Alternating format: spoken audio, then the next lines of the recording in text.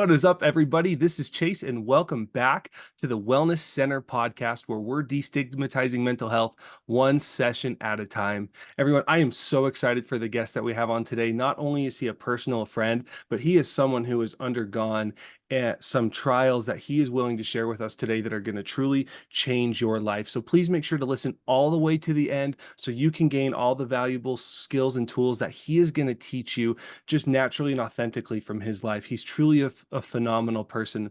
And one call to action I want to give to everybody as you're listening to this episode today, I want you to be thinking of two people that could benefit from this episode and share it with them as you're listening to it. Not only is that going to be a personal touch with a friend that lets them know that you care, but you're also going to bless them. You're going to bless their life with the lessons that are going to be taught in this episode today. So without further ado, I want to introduce my guest.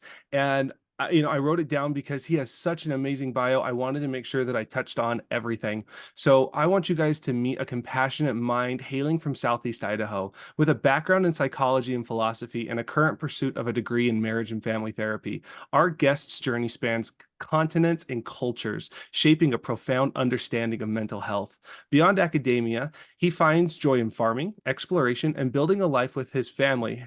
They currently have 5 kids, and they're about to bless 2 twins into the world. Their approach to therapy seamlessly blends empathy with therapeutic models, inspiring positive change in individuals and families alike. Join us as we explore the unique perspective cultivated through 4 countries and embracing diverse cultural attitudes towards mental health. Without further ado, my guest today, Daniel Steele. Dan, how you doing? Good. Thank you, Good. Chase. Hey, I was wondering, was thinking maybe you had the wrong person on here.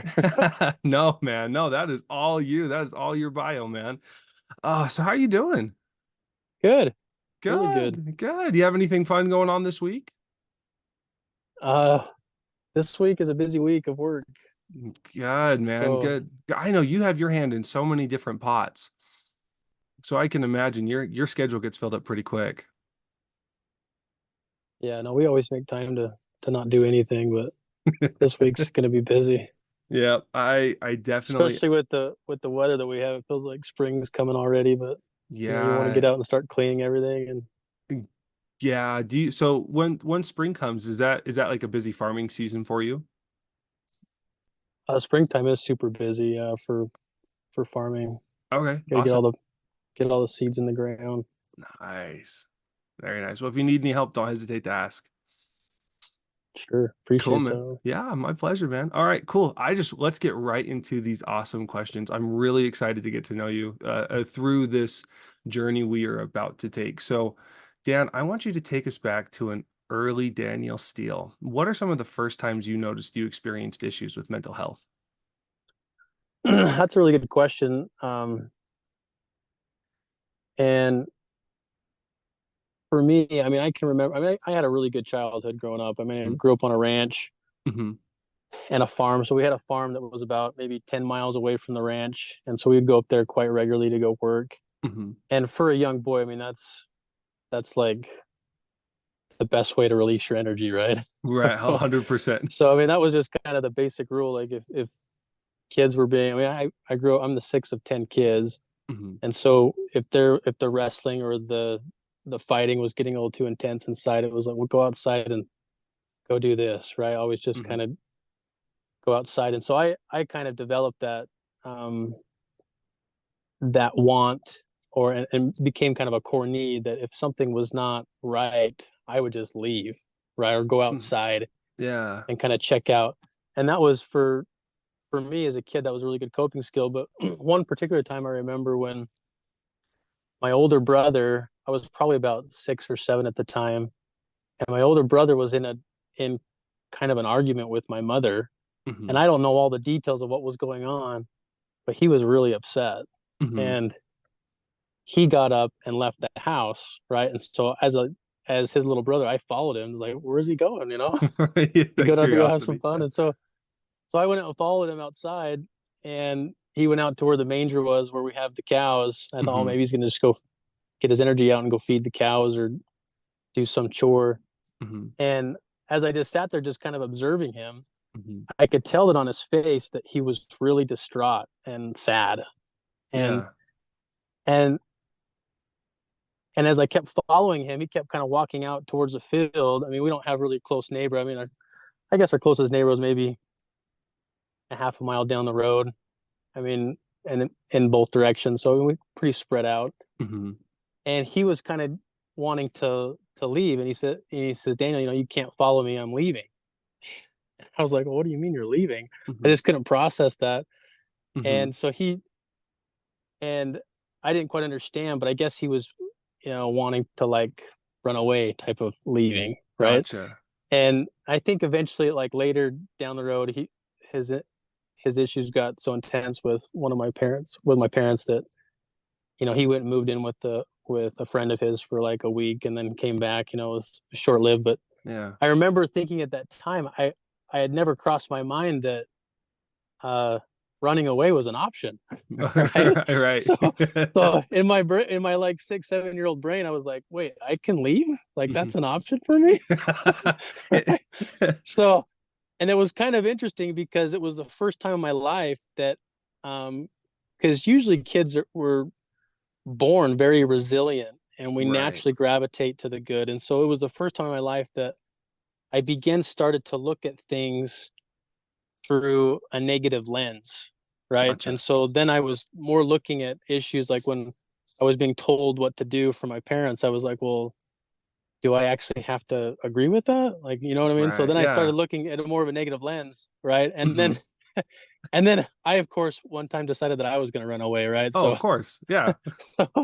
and it got to a point, and I kind of looking back now, I realized that that was kind of the turning point, as Hmm. seeing my older brother having that issue. Hmm. And then for me, I started recognizing more of these faults within my parents. I mean, because all parents have faults, right? Right. Nobody's perfect. And so Nah.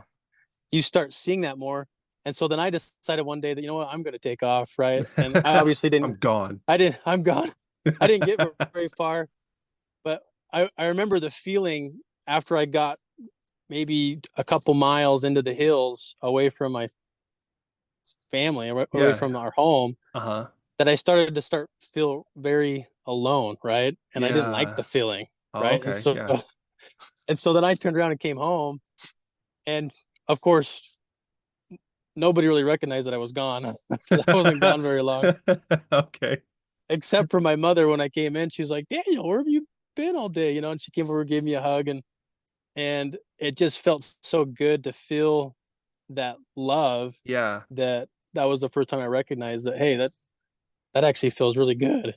You know what I Yeah. mean? So Oh, absolutely. That love, yeah, that's awesome. That is really awesome, man. All right. So, okay, I've got a couple of questions I want to dive in kind of about that story, if I may. Um, so first, I know that you say that like when there was tension or stress or levels got high, you would end up leaving to go work on stuff. Do you feel like that could have like perpetuated into an avoidant attachment style, like oh, later for in your sure. life?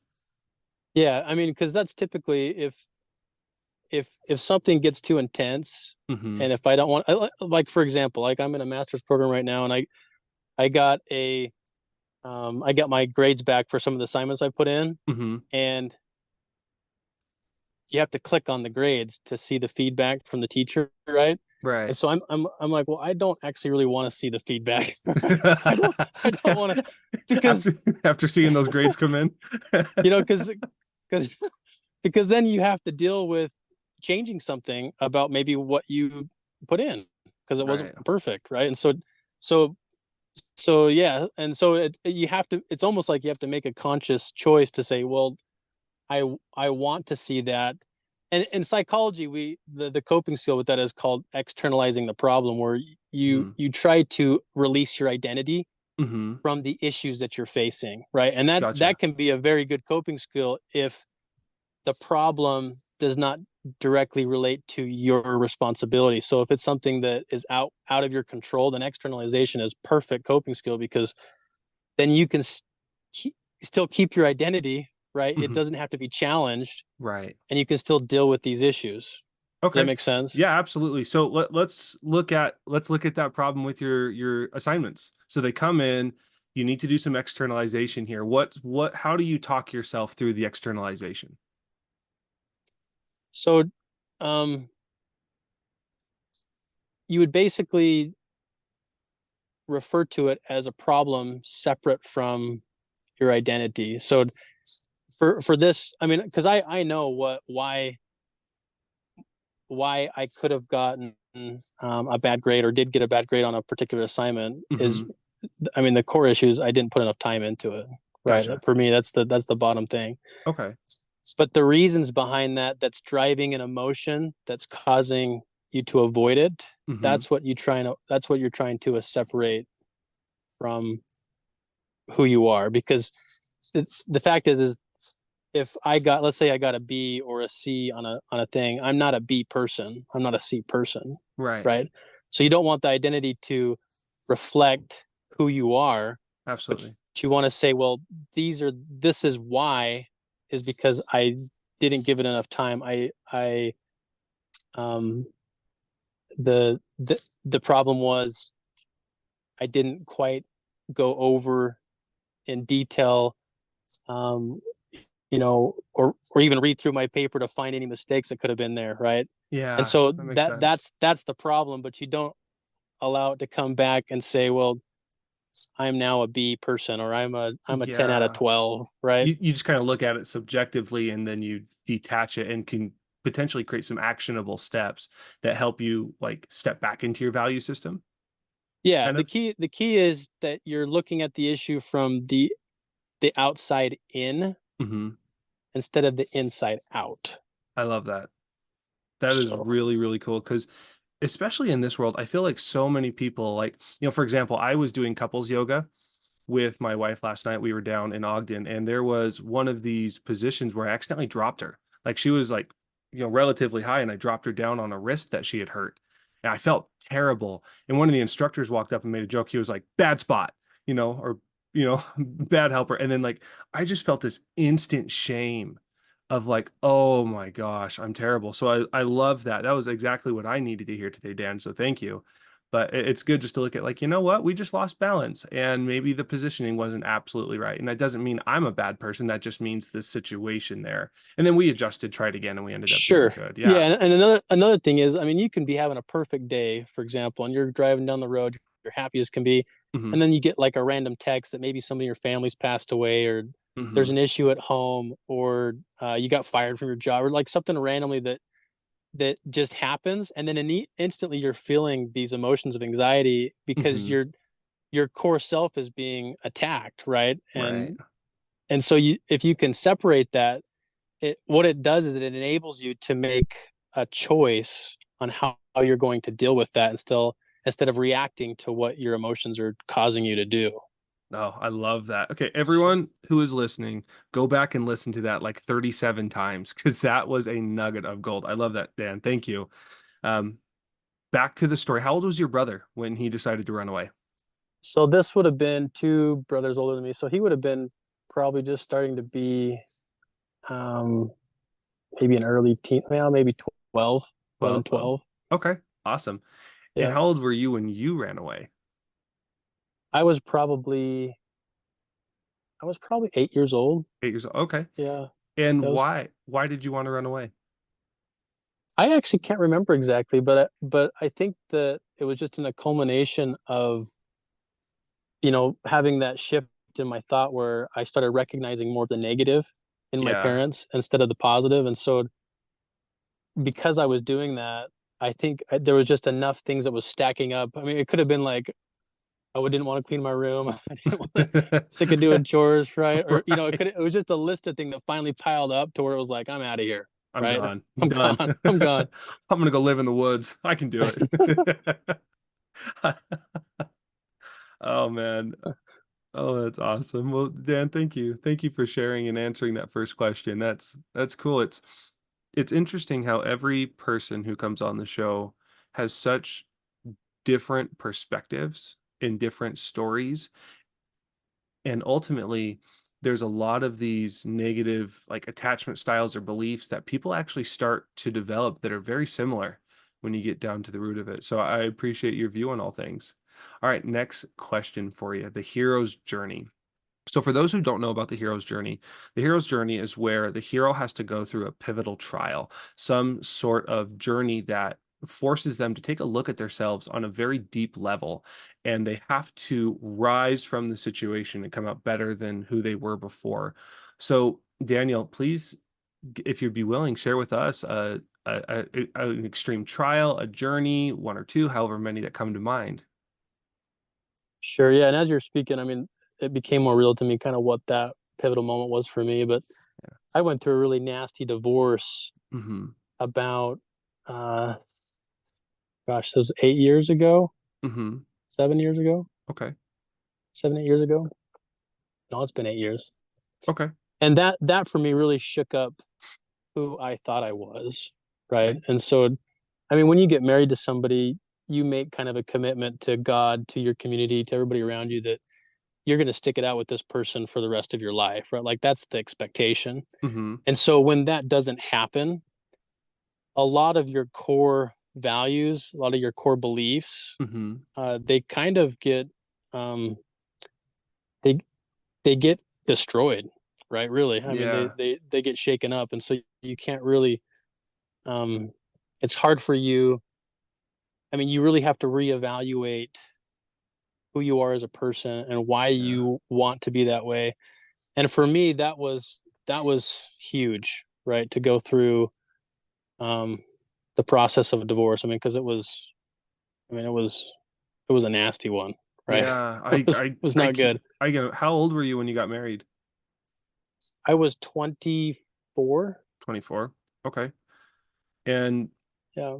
w- how long were you guys married? So we were married probably, I think we're about 3.5, 4 years, Okay. and then separated for about a year before our divorce was Okay. finalized. Um, when did you start noticing that things were going bad? That's a good question. I mean, and I think that's a really good question because when you're dating, everybody puts on a front, right? Right. Because The Twitter patient. Absolutely. yeah, I mean it's people. I mean, and so the dating life sometimes can be really hard to navigate Mm-hmm. because I mean, especially with my ex-wife, she was a very fun person to be around, and I didn't realize that at the time that she was running away from problems, but I took that as she just likes to have fun, right? Like this is Yeah. awesome, right? She's But she was wild. Yeah. but she was running away from things in her life, and that was kind of her way of coping with Mm-hmm. things, That right? And avoided it so then. yeah, and so that and I'm and for me, I kind of had the same things, right? Like Mm-hmm. if something's struggling with me, I tend to want to just get out or do something or Right. find an exercise to do or whatever. Mm-hmm. And which can be very helpful, but you're avoiding the problem, Mm-hmm. right? And in my life, when anytime I had issues that came up, especially with the models that I had from my parents, when they had it, because they've had severe trials and issues in their life that would have Mm-hmm. broken anybody, but they worked through it, Okay. right? And so Right. for me, in my mind, I just kind of picked up this idea that, well, even when things get hard, you can always work through them, Right. right? And so my level of faith and endurance and resilience was very great, right? Like Yeah. super high. Like I believe that I could get through anything. Right. Like there's nothing that I could have, regardless of the challenge, right? Mm-hmm. Can make it through. And so Absolutely. coming to that realization of divorce was really, I mean, it was truly pivotal because Yeah. I started questioning all of my beliefs that I had held on to for my whole life, Yeah, absolutely. right? Because it's like, well, I thought we could get through this Mm-hmm. regardless of what was happening. And Right. now that it's crushed, you look back and you're like, well, how did that happen? Right? Yeah. What was I believing throughout my whole life that was wrong? Right. Right? Yeah. That's a huge question to ask yourself. Yeah. No, it was difficult. And so I mean the first thing that I wanted to do when it was evident that divorce was inevitable, Hmm. and the lifestyle that my ex-wife wanted to live was just not conducive to a marriage relationship. It just wasn't going to work. Hmm. The first thing I want to do is, I mean, I've lived in several different countries, but I've never been to China. And so my first thought was, I want to go to China, right? I just want Okay. to get out of here, go to China, right? That was like the first thought that I had, even though it was Yeah. crazy. But then, and that's the only thing that kind of helped me to say, man, because I just wanted to escape, get out. Yeah. But the reason Absolutely. why I couldn't do that is I had two kids, Mm. right? Yeah. And so then that's when the pain really started to set in, because I realized that I had to deal with this. I couldn't run away Yeah. because I had two kids to take care of, right? Kids are good at that, aren't they? so so They're that was really kind of the first time in my life where I actually could not just I you couldn't couldn't leave. Yeah. couldn't leave.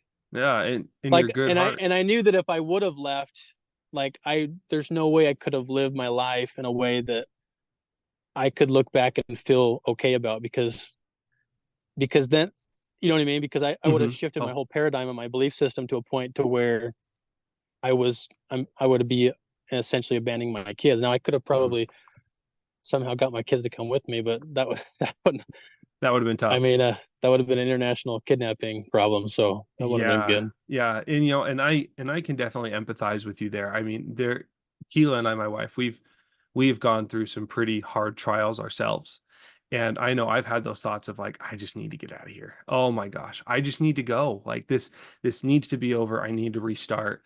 And the one of the big things that keeps bringing me back to is that same exact thing. I will not do that to my kids. Sure. They And deserve to and have a dad. yeah, and the other thing on top of that sometimes people don't realize is that when you do leave, Mhm. you go with you, Yeah, right? yeah. So there's that too, The right? grass is not always greener in China. No, the grass is greener where you water it. Like, you still have to deal with your problems in China as you do right here at home, right? Like, Right. it's not like you can get away from them, because you can't get away from yourself, right? So Yeah, I love that. Yeah, I absolutely love that. So what? So I have two questions about that. And Dan, thank you so much for your vulnerability so far, man. This has been awesome. I've loved our conversation. W was there like a pivotal moment through this first marriage where you finally were like you were taking a look at yourself and you're like, I need to get divorced? Was there a moment or was it kind of just like a culmination of multiple things over time? no, there was a moment where um, I had to make the decision, because I was trying to. Um, we obviously tried getting some help, right? Right. And the thing that really kind of set it off for me is my ex-wife was dealing. I mean, she had, she had been diagnosed with four different mental disorders, Hmm. and she actually was progressing when she got on some medication and was seeing a psychiatrist. Hmm. And I had thought for the first time that, I mean, this was great, because for some reason when she got on medication, our conversations started to get more deep, right? Yeah.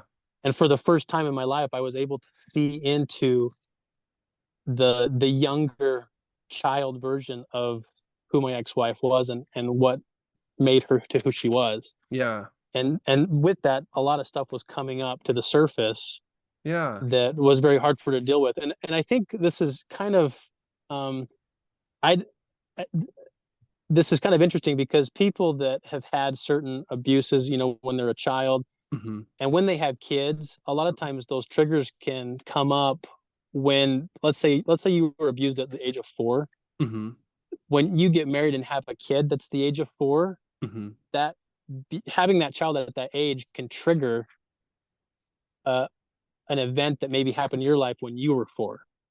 Interesting. Kids just have that ability to help you revisit who Hmm. you are and what's happened to you, right? And so, and I this is just my own belief and opinion. I kind of Yeah, think that maybe that was something that was happening, absolutely. because things started getting really much more stressful when we started having kids, right? Right. And so Right. when so, and it could have just been that, right? But That the but when uh she was seeing a psychiatrist, and I would go with her to the appointments, Hmm. and uh you know the and this psychiatrist was just brilliant. I remember the first time I sat in that room with him, and he was speaking to her.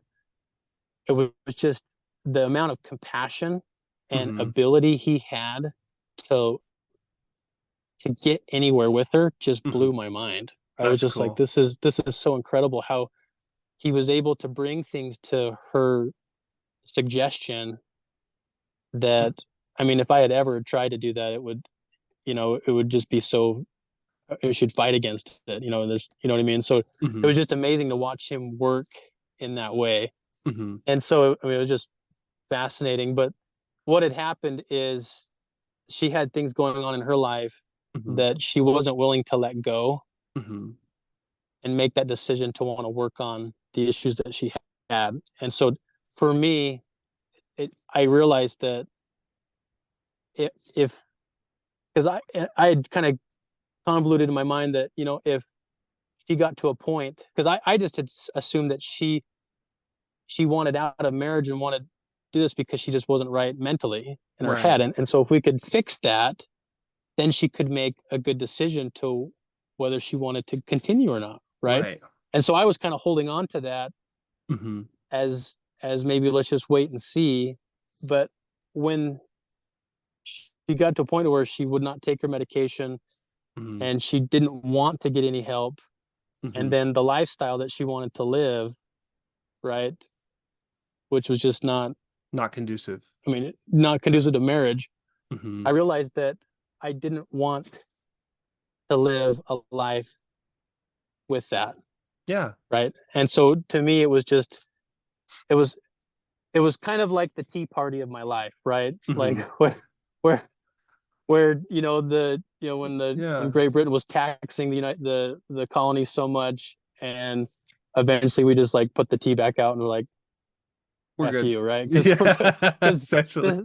this is just too much, right? So Right. that was kind of like, it was kind of like a tea party moment in my life where I just Hmm. realized that I was being forced into a place that I couldn't choose to remain in that Yeah. situation. That makes So, sense.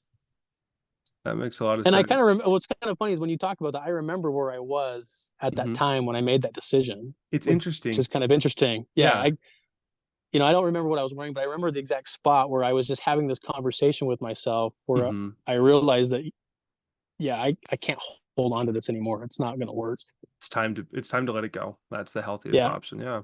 Thank you. Thank you for sharing that. I know that that was incredibly vulnerable.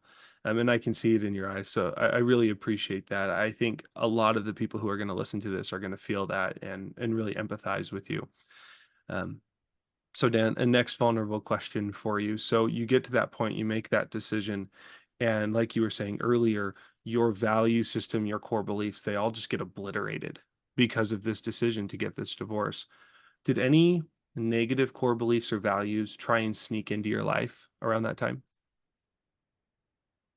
Yeah, well, for sure, because I kind of felt I had a spiritual experience that moved me to want to marry this person. Hmm. And so when that wasn't working out, I started questioning, well, is my connection with God real? Like, is there a Yeah. God? Like, what, you know what I mean? Yeah. Yeah. So that that was a really negative thing that I had to deal with, because I honestly believe deep down into my spiritual soul that I was supposed to marry this person, Hmm. right? And so when it didn't work out, then I started thinking, well,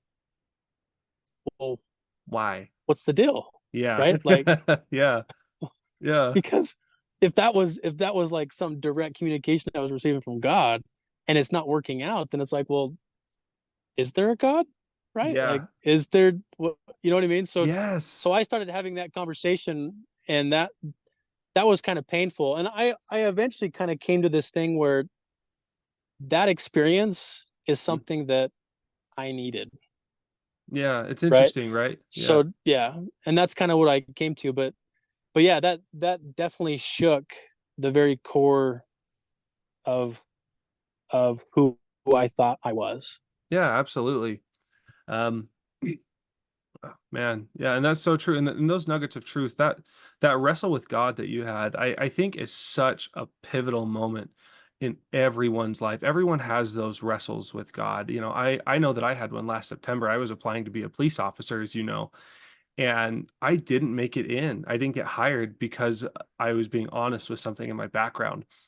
And I remember leading up to applying to because I applied for Ogden City because I'm here in Utah, and I know you are as well, Dan. But as we as I was applying, I was praying and I was like, God, where do I need to go? Like, where do I need to apply? And he was like, Ogden City.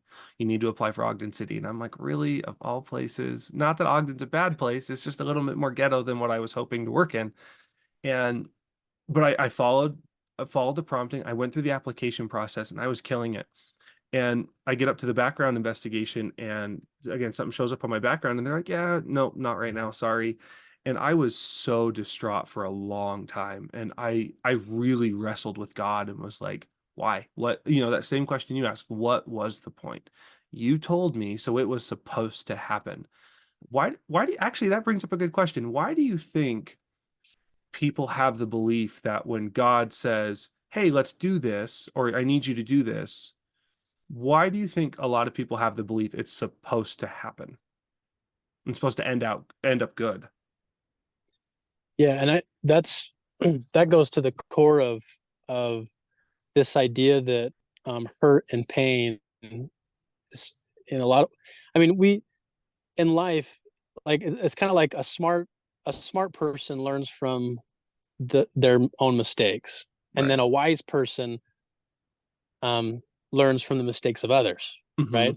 Hmm. And so there's that distinction where, I mean, there are people out there that can learn from other people's mistakes and internalize it and become that person. And some people need to go through things to really Right. prize the good, right? And so Right. for me, I take now the marriage that I have now, Hmm. and I wouldn't cherish it as much as I do Hmm. had I not have gone through the experience that I had, That makes right? sense. Yeah. So and I think for me, I needed that, right? Hmm. Because it was just part of that refining process where some of the elements of who I had become, and I mean, because going through a divorce is a very humbling experience, I right? can, yeah, I can imagine.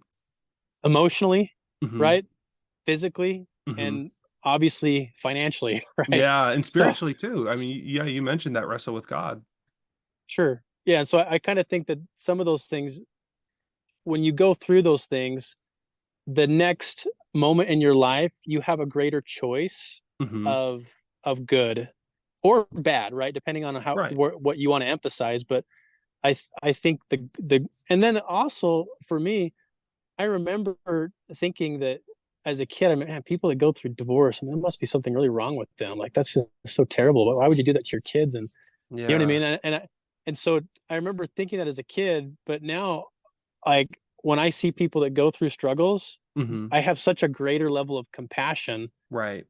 for that because I know what it Hmm. feels like. You see what I Absolutely. mean? Yeah, that empathy. And the thought goes from, in my own personal experience, from, wow, what's wrong with those people, to, oh my gosh, they must both be hurting so bad. Sure. Right. Yeah, absolutely. So, oh, and thank you for letting me dig into the divorce a little bit. I know that stuff's probably a little raw at times to live through those experiences again. So thank you for your vulnerability in sharing that extreme trial. And you mentioned something, and it actually segues perfectly into our next question, where you mentioned that once you get to those places and you're really questioning all those things, you get to choose what you like focus on, right? You get to focus on living more positively because of a situation or negatively because of a situation. So my next question for you, Dan, is coping skills. So with that pivotal trial, what coping skills did you develop and how have they evolved over time? Well, I think one coping skill that has really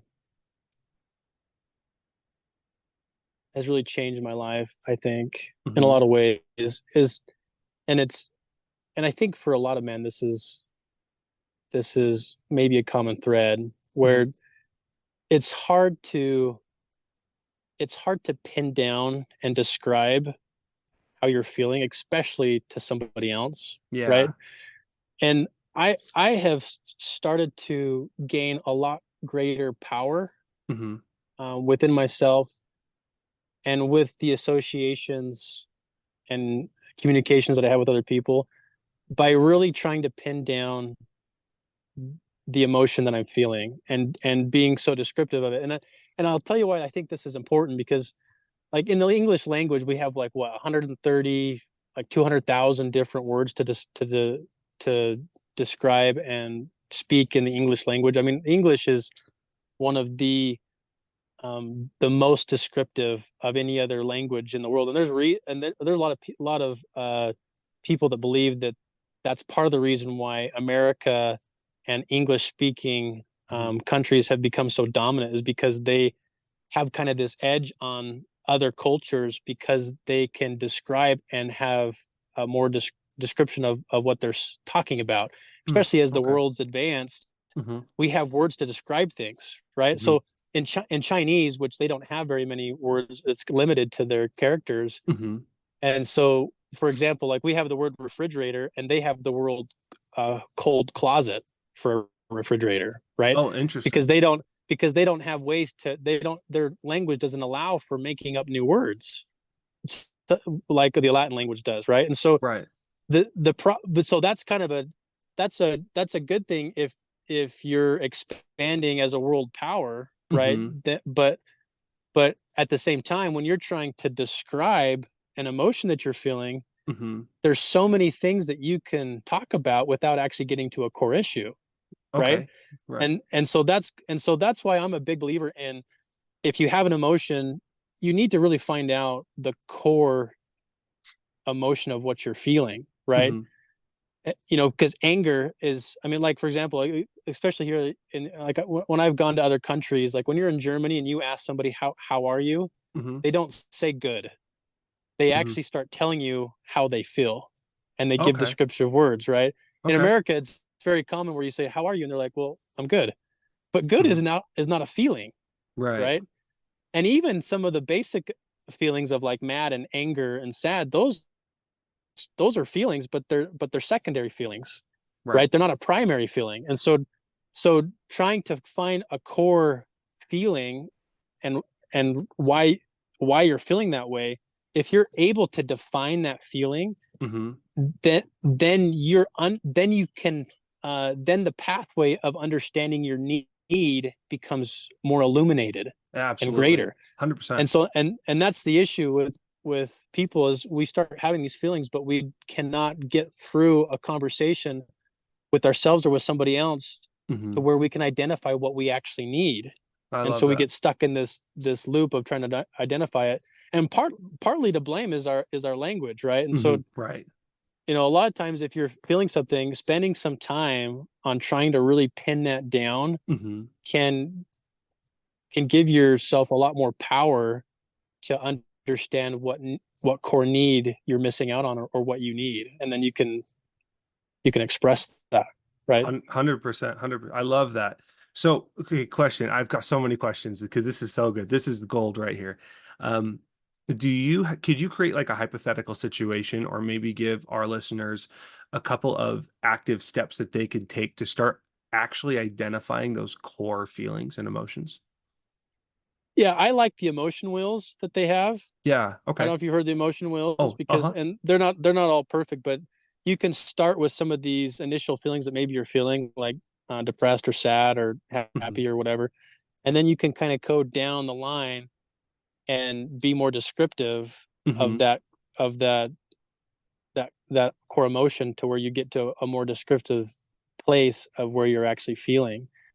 And and that's an interesting one, because I mean, for a common one for people that use pornography, it's very common for them to feel, especially if they grew up in a religious home, they're going to feel a lot of shame. Yeah.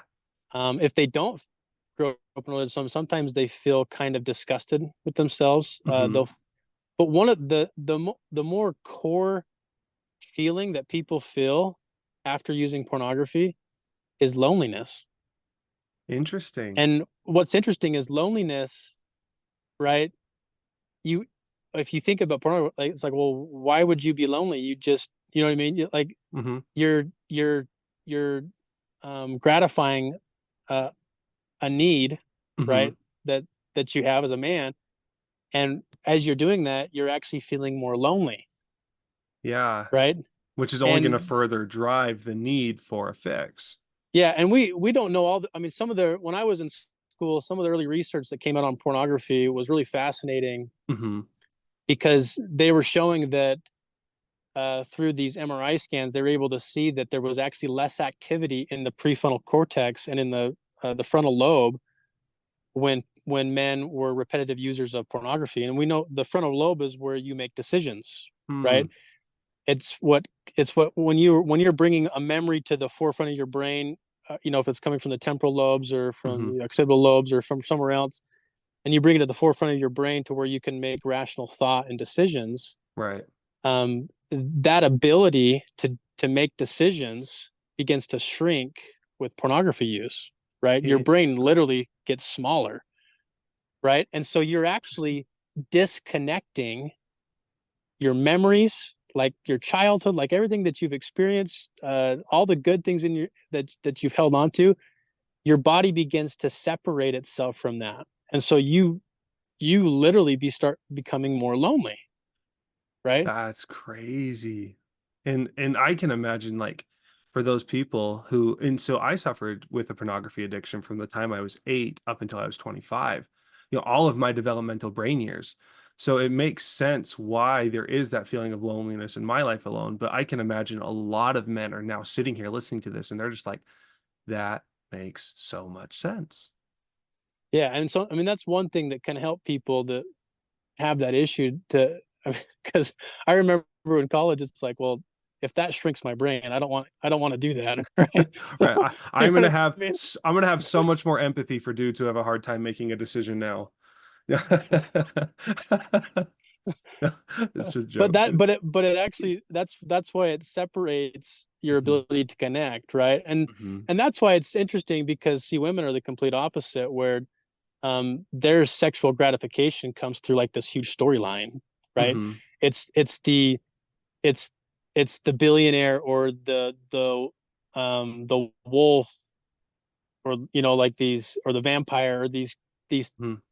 these individuals that need to be tamed, and it's the course of that's really exciting to women, right? Mhm. And then of course at the very end there's this hot steamy sex thing that's attractive as well, but Mhm. there's this connection that they want, right? Right. And so it's interesting that what women want is exactly what men need to be able to give, to where they can reconnect their ability to communicate, the other parts of their brain, with making decisions with Yeah. somebody. That's why having a relationship where people are having sex with a committed relationship, Mhm. it's not the same as pornography use, right? Because the leading up to that, I mean, unless you're objectifying your spouse, right, or Right. objectifying your Just girlfriend or something, then you would be in a sense, um, separating your creating frontal lobe, loneliness. Yeah. creating that loneliness and that Mhm. separation. But when you're creating more connection, right, Mhm. then there's a different effect in your brain. Absolutely. Yeah, absolutely. And I love that. Thank you. Thank you for sharing that. That's really cool and something I didn't personally know. So you learn something new every day, right? Are there any other coping skills that you kind of developed through the trials that you went through? I think another one that, and these are all really simple. I mean, none of Yeah. the things that I've learned through these, difficult challenges, it's always been really small and really subtle, and really quite simple things that have Hmm. made a big change. And I think gratitude is another huge one. Hmm. Is being able to look back and be grateful instead of um, angry and Hmm. upset that, well, why did I have to go through this, or why did I have to do that? Yeah. And the I mean, because gratitude is kind of, um, um, I mean, gratitude can be a feeling, right? And what's interesting about gratitude is the Latin root to gratitude is actually recognizing the good. So Okay. and that's what's cool about gratitude is that when you want to be grateful, you choose to recognize good things instead of negative Mhm. things. And how do you, because I know for me, like trying to come from a negative mindset to recognizing the good things is, for me, it's taken a time and repetition. What are some ways that you've practiced recognizing the good? And it just comes back to a mental choice. I mean, Hmm. when things come up and you have a tendency to focus on something negative, it's you literally have to just make a choice and say, well, I'm not going to choose to see it that way. I'm going to spend some time and try to find the the silver lining in those elements, right? Yeah, and absolutely. and that's actually a really hard skill to develop because Yeah. it takes a lot of mindfulness to Hmm. where you can stop yourself in those moments. In fact, one of the coping mechanisms is called stop thought, Stop right? thought. Okay. I can't remember what theory of psychology they talk about that, but this is something that we teach to our kids, right? Hmm. Especially kids that are dealing with being upset or having anger outbursts. It's to just do what they call a stop thought, Hmm. right? And the stop thought is where you stop the thought that you're starting to trail down that's negative, Hmm. and you mentally just tell yourself stop thought, right? And that kind of initiates for yourself to say, well, okay, I can tell that I'm going into this negative pattern of thought, Hmm.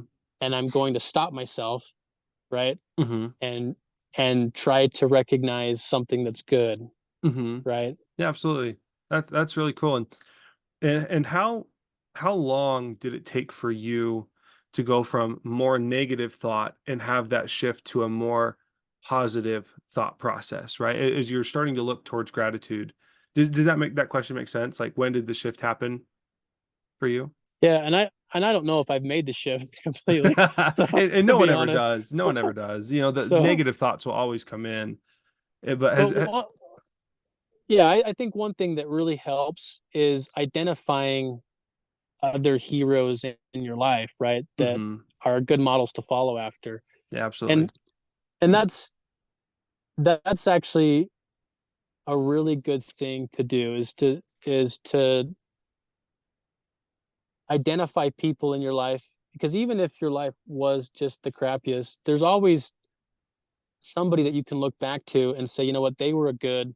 I mean, especially with people that have had a terrible upbringing where maybe one of their parents was just terrible, but Mhm. sometimes the other parent had some of these good qualities that you can.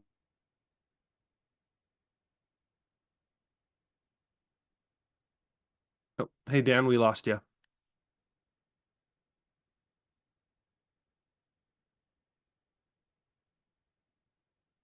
Hey Dan, we can't hear you anymore.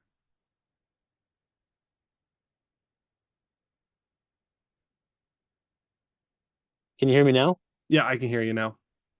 Oh, not sure what happened. Hey, no worries. It happened. So, um, sorry, you were, and I'll cut this little part out, but you were mentioning that when you have two parents who one might be good, one might be bad, is Yeah, where we and I lost you.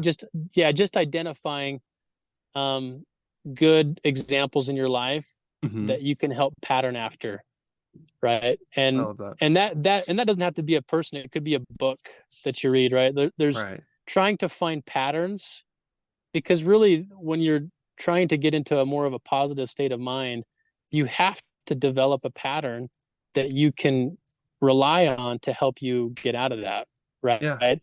And examples of people in your life that are able to do that Hmm. are really good. I mean, It's I awesome. what is that? What do they say about people that, I mean, George Washington always said it's better to be alone than in bad company, right? Right. Yeah. And now Right. now we know with the research that, like, they've done research where they've put in employees in a certain area where they've got other employees that are not very productive. Hmm. And if you put a productive let's say you have like 10 unproductive employees and you put a productive employee in that room with those other unproductive employees, Hmm. then that productive employee will actually his ability to perform will decrease by 15-20%, will actually go down his productivity just being in that area of those other negative people. And if you take a negative or a very unproductive person and put Hmm. him in a room where you have very highly productive people, right? It actually increases his productivity by 30%, That's cool. right? And so it's anytime you can be around positive people or look for positive examples in your life, Hmm. positive books, that's going to increase your ability to make those patterns because you're around it all the time. You can recognize those patterns and it will kind of push you forward to being able to do that as well. I love it. I love it. That is such a valuable skill right there, Daniel. Thank you for sharing. All right. Last big question. Um, or sorry, I got two more questions for you. So now that I know you're through the divorce, you're married now, we talked a little bit about looking back with gratitude. What can you appreciate about, and I know you touched on this a little bit, but I just want to ask this question specifically. What can you appreciate about the nasty divorce that you went through?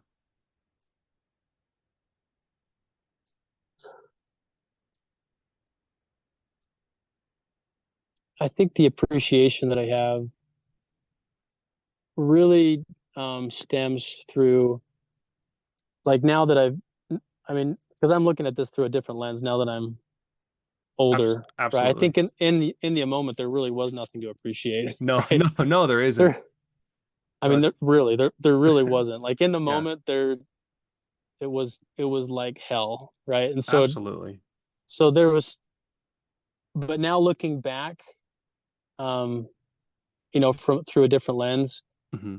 I think what I appreciate Hmm. is the core values that I decided not to let go of.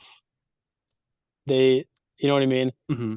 I appreciate them much more, Hmm. and I think I have a greater um, confidence in myself Hmm.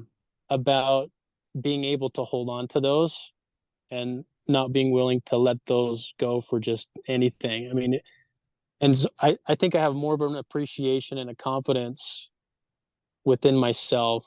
Hmm. And also, uh, this is kind of surprising, but um, you know, a lot of people say, I was listening to a podcast with Elon Musk where he was Hmm. like, love is the, he's like, I know this is going to sound cheesy, but love is the answer. Hmm. And, and it really is, right? Hmm. I can look back and recognize that a lot of the decisions I made were out of love, even though out of the time I didn't see it that way. And so Right. I have a greater appreciation of loving those elements within Hmm. myself and appreciating those that I see in other people that I normally wouldn't have seen before. Right. So I I think that's kind of what I appreciate really is those core values Yeah. that I held on to, decided to hold on to. That's awesome, Daniel. Thank you. Thank you so much. And thank you for sharing your wonderful journey of resilience. And you're absolutely right too. Looking like when you're going through your pivotal trial, no one appreciates it. Not when you're in the middle of it. How can you, right? Like in the movie Gladiator, right? When the main protagonist, when his family gets killed, like I don't think he was like, man, I really appreciate what I'm about to learn from this, right? It was he probably Yeah, he had to wrestle with his demons just like you did, but it's that 2020 hindsight that I think is so important to give people hope, right? right. Knowing that at some point they're going to be able to look back and say, wow, you know what? Yeah, that sucked. And I'm so much better because of it. Yeah, which I love that. Yeah, So agreed. cool. So, Daniel, last question for you. Advice. So, for those people just starting to discover mental health and getting into this journey, what advice do you have for those people? Um, I would say don't give up, right? Yeah. I know, I mean, a lot of people, they've tried so many things, Hmm. right? And um, it's, because I spent 6 years in an active network marketing company where I traveled the country with this doctor and did health seminars and stuff. And it was surprising to me to see how resilient some people were with their health issues, where they had tried everything under the sun, Hmm. but they were still looking for something that might help them. Yeah. And I think with mental health is like that would be my best advice is that just don't give up. Eventually there's going to be something that helps. Right. Amen to that. So Amen to that. Perfect. So, Daniel, this has been a truly phenomenal episode. I know anyone who's going to listen to this all the way through, they're going to walk away a better person because of you. So, thank you so much. If people have questions and they want to get in contact with you, if they want to utilize your services, because I know you're a therapist, where can they get in contact with you? so I work here out of Cache Valley with Aura Counseling, Hmm. and so just the auracounseling.com is probably the best way to reach out to me. Okay, perfect. And I'll make sure to put So like your specific bio for Aura Counseling in the description as well. So, Daniel, thank you so much for your time. I really appreciate you coming on. And for everyone who listened all the way through, thank you again so much. Please make sure to like and subscribe. And if you haven't already, share this episode with two people who I know you were thinking of throughout the episode. Um, if you want to get in contact with me or want to be on the show, no name is too big, no story is too small. If you have a story, I want to share them all. So you can reach me at chase@thewellnesscenter.life. If you want to know a little bit more about what I do personally, you can go to www.thewellnesscenter.life, where full body red light therapy can rejuvenate your cells one session at a time. Daniel, again, thank you so much. Have a great rest of your day. you too. We'll see you. See ya.